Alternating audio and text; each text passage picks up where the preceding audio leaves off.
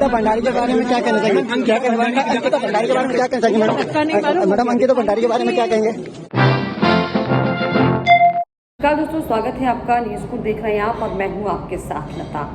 तो इन दिनों क्योंकि लोकसभा चुनाव का जो है शोर बहुत ज़्यादा तेज होता हुआ दिखाई पड़ रहा है। उत्तराखंड की खासतौर पर बात करें, उत्तराखंड की पांचों सीटों पर तमाम जो राजनीतिक पार्टियां हैं, हालांकि वो एड़ी चुटी का जोर लगाते हुए दिखाई पड़ रही हैं। चाहे बात हम बीजेपी की करें, चाहे हम कांग्रेस की बात करें, लेकिन ये जो समय है, ये समय आपके लिए, हमारे लिए इस बात को समझने का है कि आखिर तमाम जो बड़ी बड़ी बातें इन चुनावों के बीच में हो रही हैं, हमें किन बातों का जो है ध्यान रखना चाहिए। क्योंकि जिस तरीके से अगर हम चाहे बीजेपी के बड़े नेताओं की बात कर लें, चाहे हम कांग्रेस के बड़े नेताओं की बात कर लें, जो उत्तराखंड में धुआंधार रैलियां हो रही हैं, अभी हाल ही में किस तरीके से पौड़ी में जो है स्मृति ईरानी केंद्रीय मंत्री पहुंची थी और किस तरीके से जो है राष्ट्रीय स्तर के मुद्दों को जो है भुनाने की कोशिश उन्होंने पौड़ी गढ़वाल में की।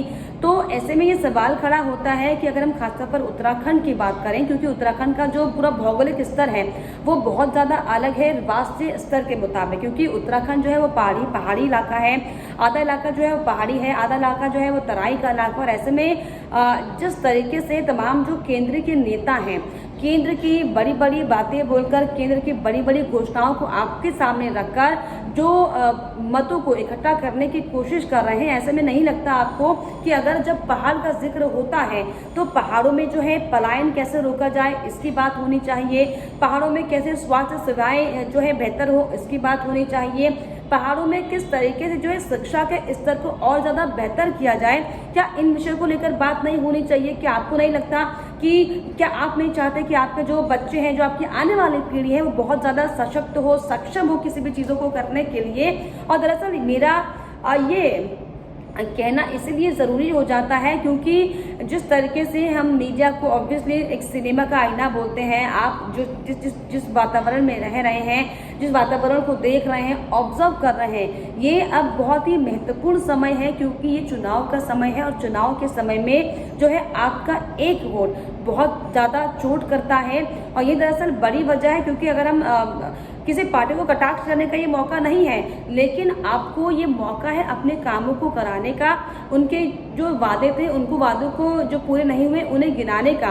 क्योंकि अभी हाल ही में जो है पौड़ी में केंद्रीय मंत्री स्मृति ईरानी पहुंची थी और उन्होंने किस तरीके से धारा 370 का जिक्र किया, उन्होंने राम मंदिर का जिक्र किया, उन्होंने 3 तलाक का जिक्र किया, उन्होंने यूसीसी का जिक्र किया, उन्होंने सीए का जिक्र किया। यानी कि जो 5 के 5 महत्वपूर्ण मुद्दे थे, वो मुझे नहीं लगता कि किसी भी तरीके से जो पहाड़ में रह रहे जो लोग हैं उनके लिए किसी भी तरीके से प्रभाव डालती हैं। भले ही देखिए, ये समझने की हमको बहुत ज़्यादा ज़रूरत है, ये क्रोनोलॉजी को हमें समझना होगा कि हमारे लिए क्या चीज़ ज़रूरी है। हमारे लिए सबसे पहले किस तरीके से जो है मूलभूत सुविधाओं का जो है बेहतर प्रबंध होना चाहिए। क्योंकि जिस तरीके से सोशल मीडिया पर वीडियो भी वायरल हो रहा है कि जब स्मृति ईरानी से भले ही बड़ी बड़ी बातें स्मृति ईरानी ने ज़रूर कही, लेकिन जब स्मृति ईरानी से ये पूछा गया, पौड़ी के एक स्थानीय रिपोर्टर ने जब उनसे पूछा कि मैडम अगर आप पौड़ी की जनता की बात कर रहे हैं, उनके भलाई की बात कर रहे हैं, तो जो अंकिता केस को लेकर लगातार इतने सवाल साफ तौर पर खड़े हो रहे हैं, जिस तरीके से लगातार बयानबाजी का दौर जारी है, राजनीति का दौर जारी है, ऐसे में अंकिता केस को लेकर आप क्या कहेंगे? तो आप अगर वीडियो देखेंगे सोशल मीडिया पर तो स्मृति ईरानी जो है वहां से बचती हुई दिखाई दी। तो ये समझना बहुत ज़्यादा ज़रूरी है इस वक्त में कि क्या केंद्र के मुद्दे हावी होने चाहिए इस वक्त राज्यों में, पहाड़ों में, जिलों में और कोने में गाँव के। क्योंकि जो गाँव विकास के लिए तरस रहा है, जो गाँव स्वास्थ्य, शिक्षा, रोजगार, पलायन की पीड़ाओं से जो ऑलरेडी जो है परेशान है, क्या उन गाँवों को धारा 370 की आवाज़ प्रभावित कर पाएगी?